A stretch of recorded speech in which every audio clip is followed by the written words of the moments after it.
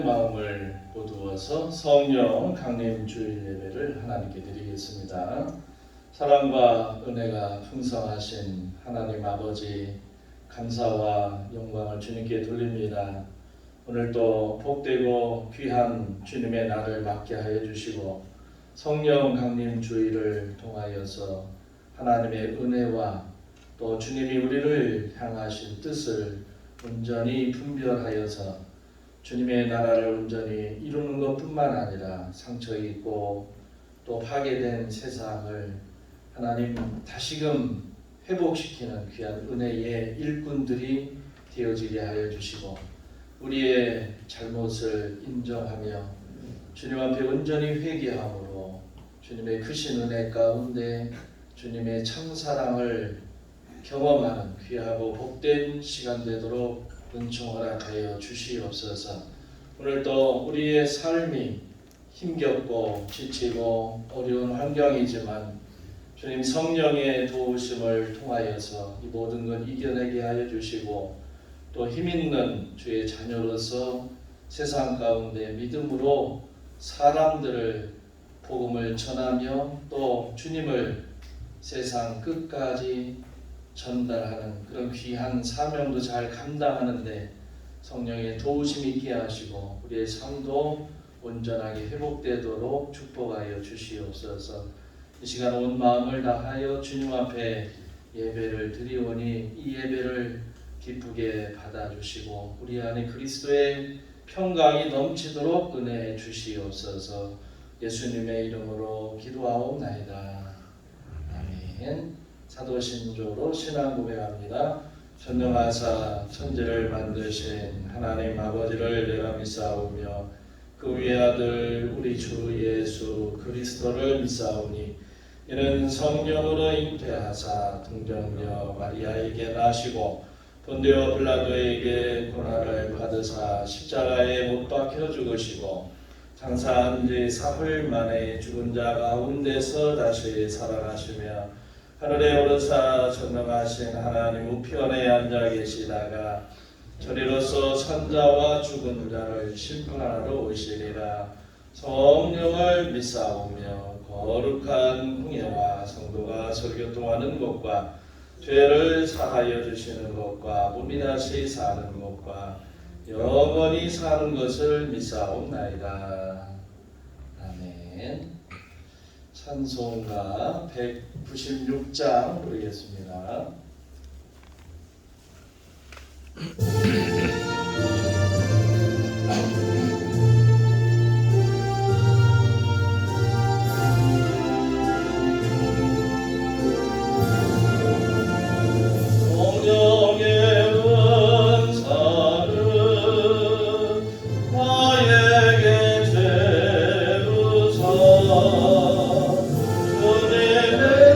사랑 본받아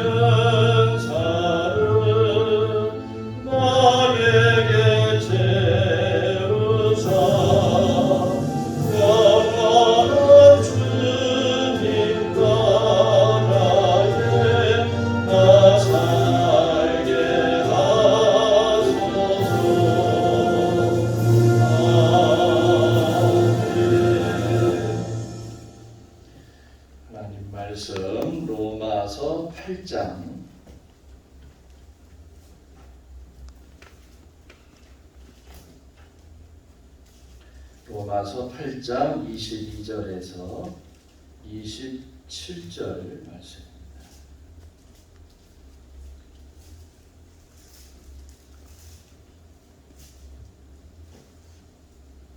한 절씩 교독합니다.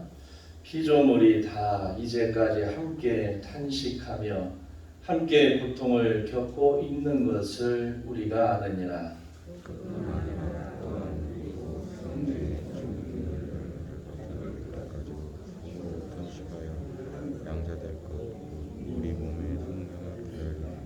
우리가 소망으로 구원을 얻었음에 보이는 소망이 아니니 보는 것을 누가 바라리요.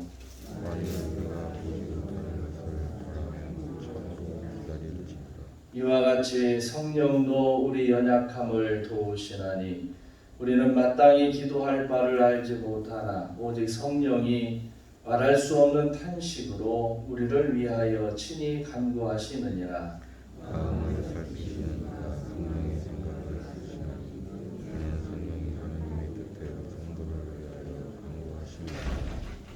아멘. 할렐루야. 서로 인사하겠습니다. 주님의 이름으로 사랑합니다.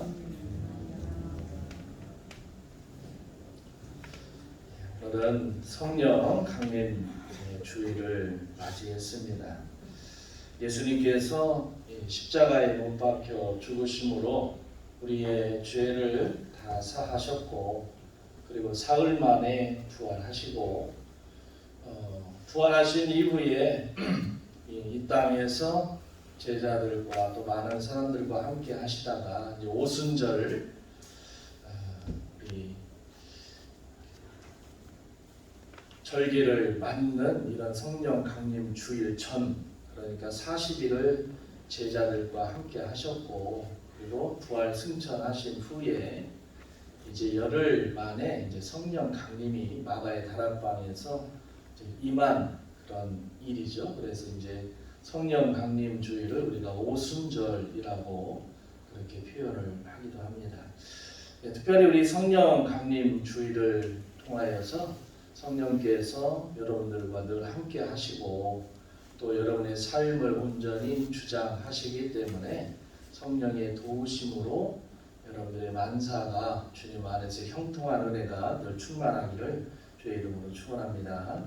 로마서 8장 26절에 있는 말씀에 보면 특별히 이런 말씀이 있어요. 성령께서 우리 연약함을 도우사 우리가 기도할 바를 알지 못할 때 참 우리가 사람이 살다 보면 여러 가지 어려움과 힘겨움을 겪을 수가 있잖아요. 그때는 아무 생각이 나지 않는다. 어떻게 해야 할 바를 모른다라고 하는 그런 것이 대부분 모든 사람들이 가지고 있는 생각입니다. 그런데도 불구하고 이러한 때에 말할 수 없는 탄식으로 우리를 위하여 친히 간구하신다. 그렇게 말씀하고 있죠. 그러니까 성령은 우리의 연약함을 도우신다라고 하셨는데 여기에서 연약함이라고 하는 것이 과연 어떤 부분을 얘기하는 것일까라고 하는 겁니다.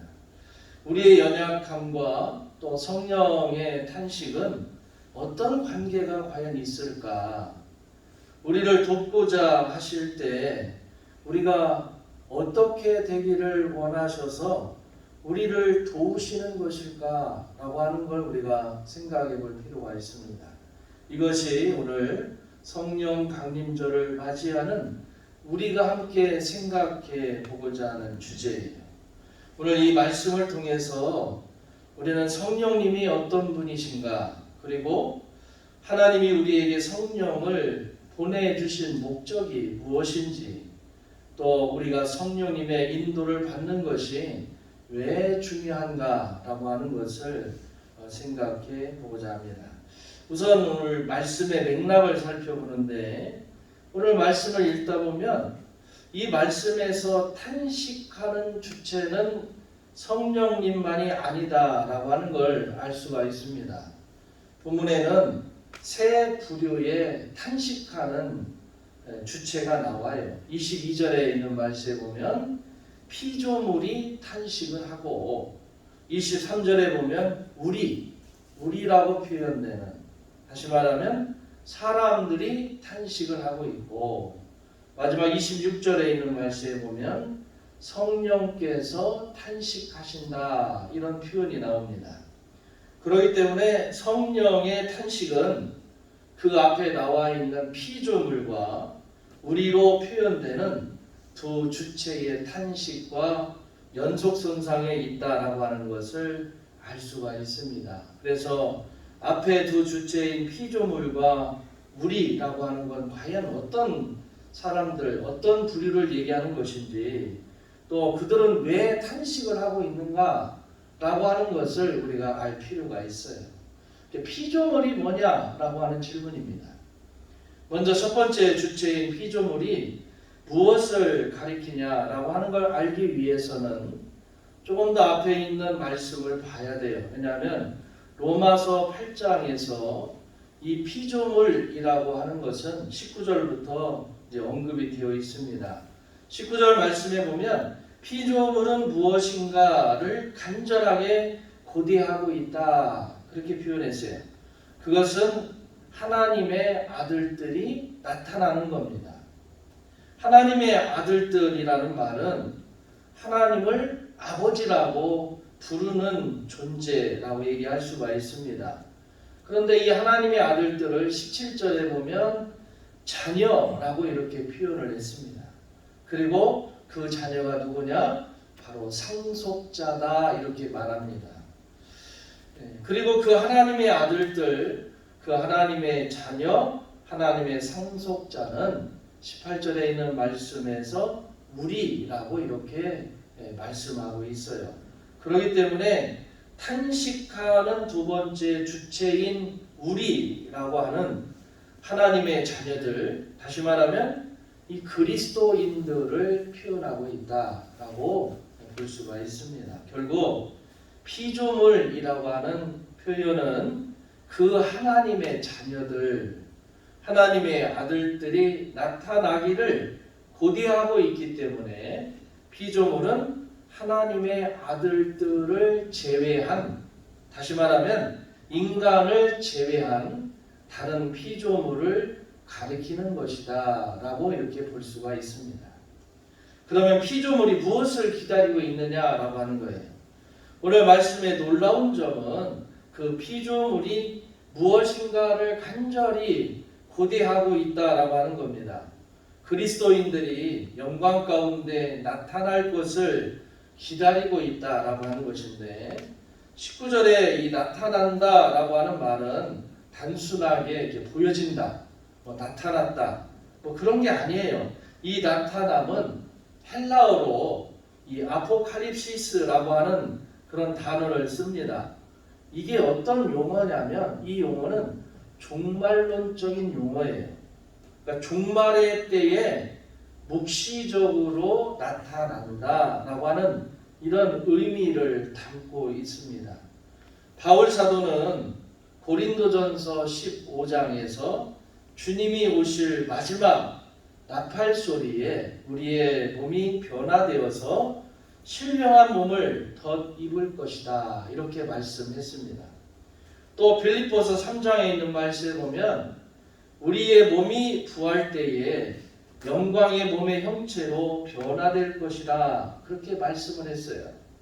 그리고 로마서 8장에 보면 하나님의 아들들이 나타난다라고 하는 표현은 그리스도인들이 예수님의 재림과 더불어서 신령한 몸으로, 영광스러운 몸으로 변화될 것을 가리키는 그런 말씀입니다. 그렇다면 인간을 제외한 왜 온 피조물들은 왜 하나님의 아들들이 종말에 나타날 것을 고대하고 있느냐? 그 말씀에 대한 해답은 21절에 나와 있습니다. 피조물들도 소망하고 바라는 것이 있는데, 그것은 피조물들도 구속되고 해방되기를 바란다라고 하는 겁니다. 그런데 성경은 피조물의 해방이 그리스도인들의 최종 구원과 관계가 있다라고 하는 걸 말씀해요. 그리스도인들이 종말의 때에 영광스럽게 변화될 때 온 피조물들도 함께 해방되어서 자유를 누리게 된다라고 하는 겁니다.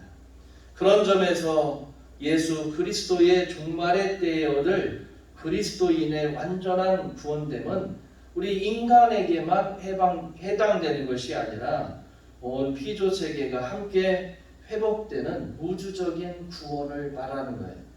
그러니까 로마서가 말씀하는 구원은 그냥 인간이 아니에요. 인간을 넘어서서 자연 모든 만물도 함께 회복되는 것을 말하고 있습니다.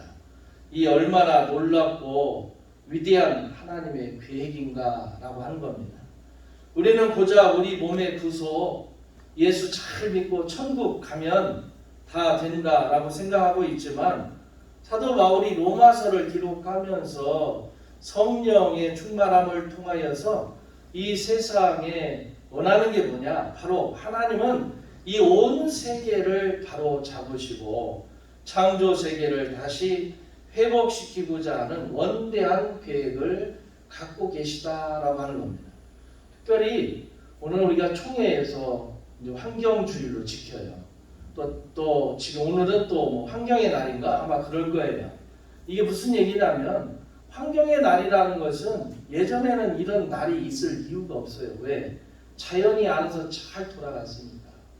그런데 인간이 잘 살기를 원하고 사람들이 자기가 잘 되기를 바라면서 어떻게 되냐면 자연을 잘 이용을 했죠. 함께 주고받았습니다. 어느 순간부터는 빼앗기 시작했고 그래서 자연이 파괴가 되고 환경에 문제가 생겼고 고스란히 그런 문제들이 어떻게 됐느냐? 인간에게 위협적인 것이 되었다라고 하는 거예요. 그러니까 피조물이 지금 원하는 게 뭐냐면 인간들아 너희가 구원을 원하는 것처럼 우리도 마찬가지라는 거예요.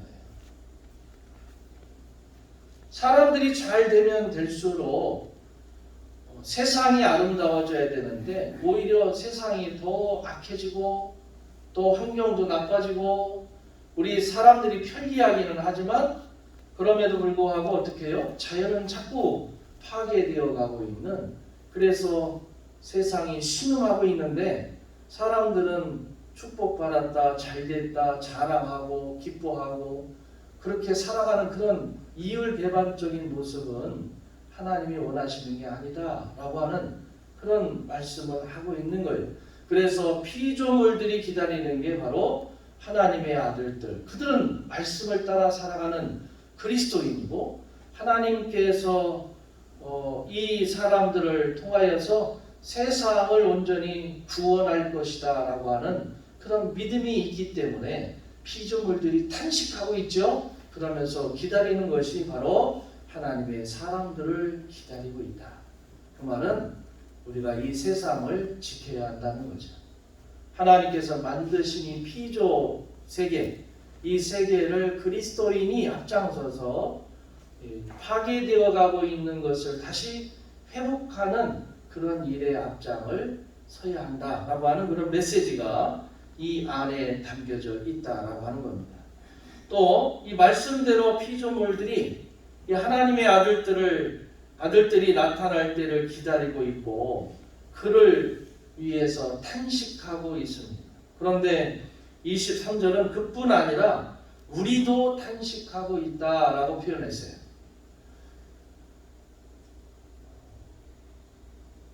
그러니까 우리라고 하는 것이 바로 피조물들과 같이 우리도 고대하고 기다리고 있다라는 겁니다. 그게 뭐냐면 성경은 그것을 몸의 속량이라고 이렇게 표현을 했어요. 종말의 때에 변화될 몸, 영광스러운 부활에 참여하게 될 것을 가리키는 말씀이죠. 여기에서 우리라고 하는 것은 하나님의 아들들, 피조물들이 기다리고 있는 하나님의 아들들을 이야기하고 있습니다. 그러니까 로마서 8장은 하나님의 아들들을 다양하게 묘사를 하는데 상속자라고 이렇게 표현을 하기도 하고 하나님의 자녀라고 표현을 하기도 하고 또 하나님을 아빠, 아버지라고 부를 수 있게 된 자들이라고 표현을 하기도 합니다. 그러니까 같은 말이에요. 상속자나 하나님의 자녀나 하나님을 아빠, 아버지라고 부를 수 있게 된 자들, 이건 같은 말이죠. 하나님의 자녀가 되는 것은 참 중요합니다.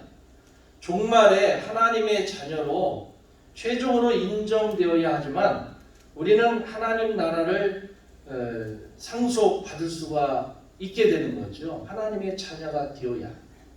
또 부활과 영생에 참여할 수 있게 되는 거예요. 그런데 우리가 하나님의 자녀라고 하는 것을 누가 보증하느냐라고 하는 거예요. 여러분이 나 누구야? 그러면 사람들이 믿어요, 안 믿어요? 믿지요. 왜? 증거가 있기 때문에, 증언자가 있기 때문에, 함께 살아왔기 때문에. 그런데 전혀 모르는 사람이 나 누구야 그러면 당신이 누군데? 못 알아봐요. 증명할 수 있는 것을 보여줘야 가족관계 증명서를 낸다든지 주민등록번호를 낸다든지 주민등록증을 준다든지 어디 소속 증명을 낸다든지 이런 것이 없으면 그 사람이 아무리 자기가 누구라고 우겨도 주장해도 인정하지 않아요. 그러면 여러분, 내가 예수 믿었습니다. 나는 구원받았습니다. 하나님의 자녀가 되었습니다. 여러분이 아무리 그렇게 얘기를 해도 그걸 누가 보증하느냐는 거예요. 지금 우리가 이 자리에 앉아서 예배를 드리고 있지만 여러분들이 나는 하나님의 자녀입니다. 나는 구원받았습니다. 라고 확신 있게 누가 그래요. 이 사람은 하나님의 자녀고 이 사람은 구원받았습니다. 라고 자신 있게 증언해 줄 사람이 누구냐? 성경은 오늘 말씀합니다. 성령께서 보증하신다는 거예요. 하나님의 영. 그래서 로마서 8장 15절 16절에 있는 말씀에 보면 성령을 받은 자들만이 하나님을 아버지라고 부를 수 있게 되었다라고 하는 거예요. 그렇기 때문에 23절에서 다시 말하면 그리스도인들은 성령의 처음 익은 열매를 받은 자들이다 라고 하는 거예요. 우리가 하나님의 자녀가 되어서 하나님을 아버지라고 부를 수 있게 된 것은 성령께서 우리 안에 역사하셨기 때문에 가능하다는 거예요. 그러나 문제가 있습니다. 그것은 바로 우리의 육신이 약하다는 거예요. 결국 우리가 하나님의 자녀로서 지위를 마지막 종말 때까지 유지할 수 있을 것이냐 라고 하는 이것이 관건이라고 합니다. 그래서 바울은 24절에서 우리의 구원은 소망으로 얻은 구원이라고 표현을 합니다. 다시 말하면 우리가 마지막 종말의 때까지 하나님의 자녀로서의 정체성을 유지하려면 우리가 성령의 인도를 따라야 되고 하나님의 말씀에 순종하는 삶을 살아야 하는데 문제는 우리의 육신이 연약하다라고 하는 거예요. 우리의 육신이 연약해서 예수님처럼 하나님의 뜻에 온전히 순종하기가 어렵다는 거예요. 무엇보다도 우리가 살아가는 현실에 고난이 많기 때문에 이 고난 속에서 성령을 우리가 끝까지 붙잡을 수 있는가, 우리의 믿음을 계속 유지할 수 있는가, 그것이 관건이라고 하는 겁니다. 그리고 우리의 연약한 육신을 볼 때 여러분 생각해 보세요. 우리에겐 소망이 없어요. 언제든지 변할 수 있는 가능성이 농후하다는 거예요. 사람들이 생각합니다. 이 바위 절벽에서 떨어져 가지고 밧줄 하나를 붙잡고 있는 사람이 이 밧줄이 나를 지켜줄 거야 라고 그렇게 믿지요. 물론 밧줄이 지켜줄 겁니다. 그러나 그 손에 힘이 빠져버리면 아무리 밧줄이라 할지라도 그 사람을 지켜낼 수가 없는 거예요. 성령이 우리를 붙잡고 있지만 우리가 성령을 붙잡지 않으면 모든 것이 허사가 됩니다. 많은 사람들이 신앙생활하면서 착각하는 게 나는 내 멋대로 살아도 내가 막 이렇게 돌아다녀도 내가 딴 생각을 해도 성령이 나를 사랑하니까 나를 붙잡아 주겠지. 아닙니다. 성령은 우리를 붙잡고 있지만 그 붙잡은 손을 우리가 놔버리면 헛것이 되는 거예요. 중요한 거예요. 그러니까 우리가 육신이 연약하다는 겁니다. 우리 육신이. 성령의 능력은 충만한데 우리의 육신이 연약하기 때문에 우리 스스로가 하나님의 자녀요, 하나님의 사람이요, 하나님을 아버지라고 부를 수 있는 그 은혜가 우리에게 주어져 있지만 오늘 말씀해 보니까 우리는 육신이 연약한 존재다.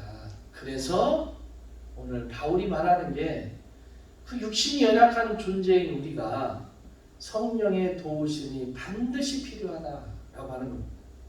성령님은 우리의 구원의 시작의 보증이 되셨잖아요. 우리가 주님을 영접할 때 성령의 충만함을 통해서 우리가 하나님의 자녀라고 하는 것을 인정해 주셨습니다. 그래서 우리는 성령 때문에 하나님을 아버지라고 부를 수 있게 되었다라고 하는 거죠. 만약에 성령이 없었다면 우리는 하나님의 자녀로서의 출발이 불가능했다라고 하는 겁니다. 우리가 자연스럽게 생각할 수 있는 것은 이 구원의 여정의 출발에서 성령께서 우리를 인도하셨다면 구원이 완성될 때까지 성령께서 우리를 도우시리라고 하는 그런 확신이죠. 이 확신은 중요합니다. 근데 아까 앞에서 얘기했던 것처럼 우리 육신이 연약하기 때문에 우리 스스로가 놓치면 안 된다라고 하는 거죠. 그럼에도 불구하고 오늘 시작도 우리의 힘으로 한 것이 아니에요. 또 중간에 붙잡는 것도 우리의 힘으로만 가능하지 않습니다. 그리고 마지막 때도 내 의지로는 절대로 가능한 게 아니에요. 그렇기 때문에 로마서는 우리의 구원은 시작도 성령의 도움을 통해서 가능한 것이었고 구원의 완성 역시 성령의 도우심이 아니고서는 불가능하다라고 하는 것을 역설하고 있어요.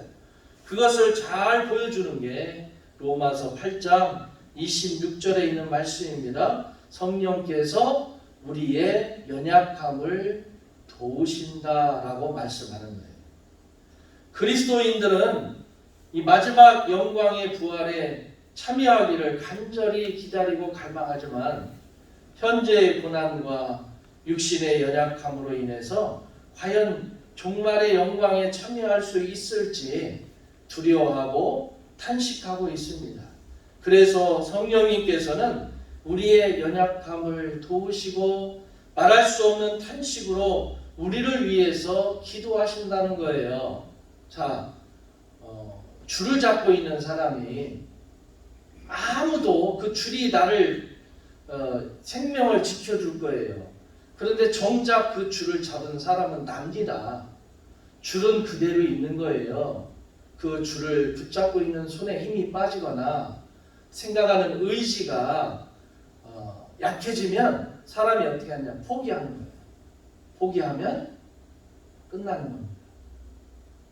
그때 누군가가 옆에서 힘을 불어 넣어주죠. 조금만 기다리라고, 조금만 힘을 내라고, 용기를 내라고, 도와주겠다고, 걱정하지 말라고 그런 소리를 들으면 힘이 빠져가는 사람도 용기를 냅니다. 그게 바로 성령이라고 하는 거예요.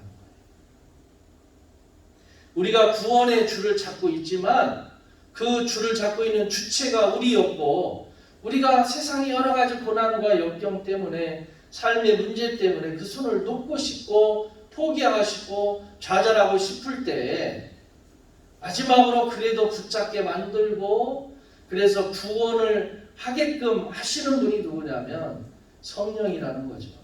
그래서 성령께서 오늘 우리를 위해서 어떻게 하느냐? 말할 수 없는 탄식으로 친히 간구하신다. 그렇게 말씀했습니다. 결국 성령의 도우심과 간구가 우리 구원의 완성의 핵심이 되는 거예요. 우리는 오직 성령의 도우심으로 구원에 이를 수가 있습니다. 그래서 28절에 보면 모든 것이 합력하여 선을 이루느니라. 여기에서 선이라고 하는 것은 구원의 완성을 얘기하는 겁니다. 우리의 육신은 연약하여서 이 땅에 살면서 당하는 고난 속에서 주춤하기도 하고 쓰러지기도 하지만 하나님은 그런 우리 삶의 모습이 다양할지라도 그것을 통해서 그러니까 구원을 이루실 수 있는 분이다라고 하는 겁니다. 하나님은 그 모든 것이 합력하여 선을 이루도록 하시기 위해서 구원을 이루도록 도우시기 위해서 성령을 우리에게 보내주셨다는 거예요. 그리고 성령은 바로 오늘 이 순간에도 그리고 마지막까지 우리를 도우시고 우리를 영원한 구원의 완성인 하나님 나라로 인도해 주실 것이다 라고 하는 겁니다.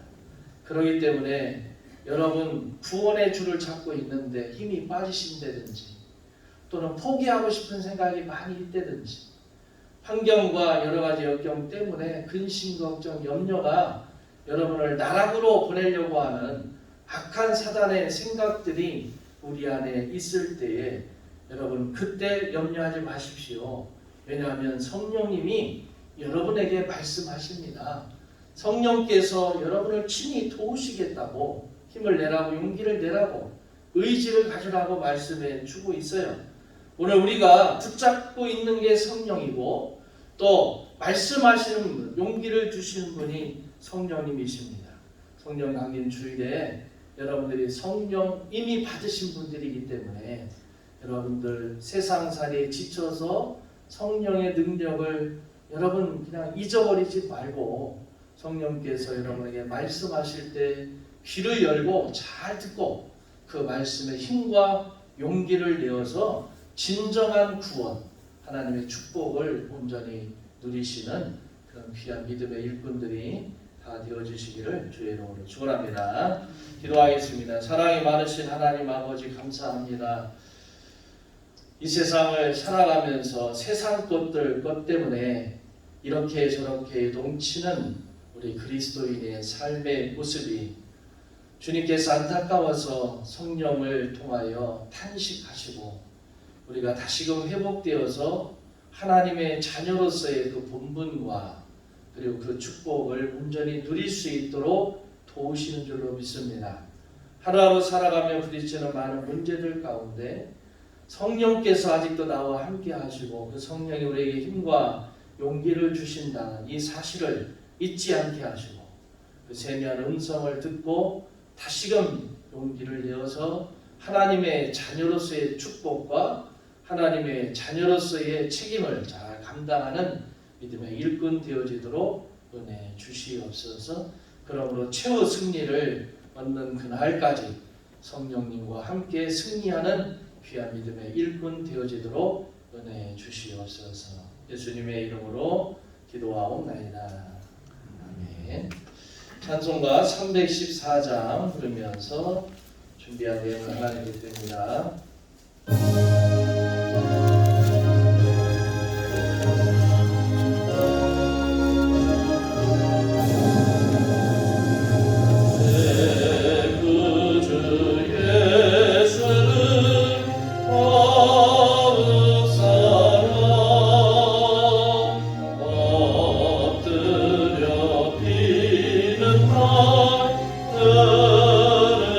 들으소서.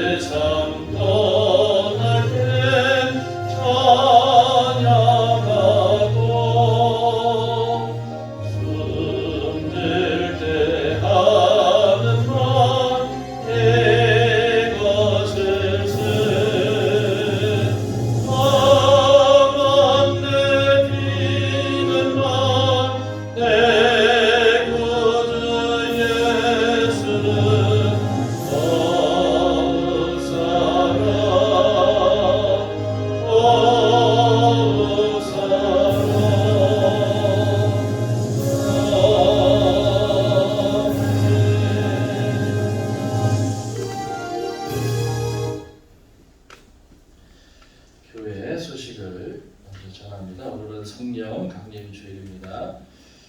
다음 주일은 상반기 선교 주일로 지킵니다. 총회와 노예, 선교, 사회부 위에서 사용되어지니까 여러분 주보에 있는 것 이용을 하셔서 영을 드려주면 총회와 노예 그리고 주변의 어려운 이웃들을 위해서 사용이 됩니다. 금요 기도회가 이제 6월 17일 다다음 주죠? 다음 주인가요? 다음 주 8시부터 시작을 합니다. 차량 운행은 이제 교회에서 7시에 출발을 하게 되는데 참석하실 분들은 예배 끝나면 미리 나는 앞으로 참석하겠습니다 라고 하는 걸 알려주셔야 차선 노선을 정하기 때문에 여러분들이 금요 기도회에 참석하겠다라고 하는 분들은 미리 말씀해 주시기를 바랍니다. 금주 봉사는 1교구이고 다음 주는 2교구입니다. 11조 윤봉 목사, 윤미선 전도사님, 강옥주 권사님, 김경숙 권사님, 감사의물 윤미선 전도사님, 이주원 청년, 하나님 아버지 서울 동생 건강하게 해주셔서 감사드립니다. 박민식 집사님, 김송자 원사님, 선교원금 강옥주 원사님, 이영민 청년 드렸습니다. 사랑의 하나님 감사합니다. 오늘도 복되고 귀한 주님의 날을 맞게 하시고 특별히 성령 강림 주일을 맞이하게 하심을 감사를 드립니다. 이 시간에도 주께서 우리와 함께 하여 주시고 주님의 말씀의 능력이 우리 안에 있게 하여 주셔서 성령의 도우심으로 새 힘과 새 능력을 얻게 하심을 감사드립니다. 귀한 예물 주님 앞에 예배를 드리며 드렸사오니 11조 예물을 기억하시고 하나님을 사랑하고 하나님의 말씀을 따라 믿음으로 나아가는 귀한 일꾼들의 예물을 기억하여 주셔서 세상에서는 이런 일 저런 일로 참으로 복잡하지만 그래도 말씀 가지고 하나님 앞에 나아가는 이 믿음의 순종자들을 기억하여 주셔서 그들이 들고 날며 손으로 하는 일, 계획하는 일, 또 소망하는 일, 자녀와 후대가 하나님 앞에 복 있게 하여 주시고 아름다운 축복의 열매가 있도록 은혜 주시옵소서. 감사의 예물을 기억하여 주시고 하나님 앞에서 늘 감사의 조건이 넘치게 하시며 항상 기쁨과 소망이 그 삶에 가득 채워지도록 은혜 주시옵소서. 또 선교 예물을 기억하시고 어려운 때이지만 선교로서 하나님 앞에 헌신하고 봉사하며 또 많은 복음의 일꾼들을 위해서 사용되어지는 예물인 줄로 믿사오니 하나님 기뻐하시고 더 많은 것들로 주님께서 채워주시고 함께하여 주시옵소서. 주종 예물을 기억하시고 날마다 주님 앞에 믿음으로 서가고 있는 주의 자녀들을 기억하시며 예배하는 자가 하나님의 놀라운 축복받도록 은총 허락하여 주시옵소서. 지금은 우리 주 예수 그리스도의 은혜와 아버지 하나님의 놀라우신 사랑하심과 성령님의 감화 교통 기름 부으심의 역사가 믿음 안에서 주의 말씀을 따라 성령 충만함으로 성령의 도우심으로 온전한 구원과 하나님의 축복을 누리기 원하는 주의 모든 성도님들 앞길 위해 지금부터 영원토록 함께 하시기를 간절히 축원하옵나이다. 아멘.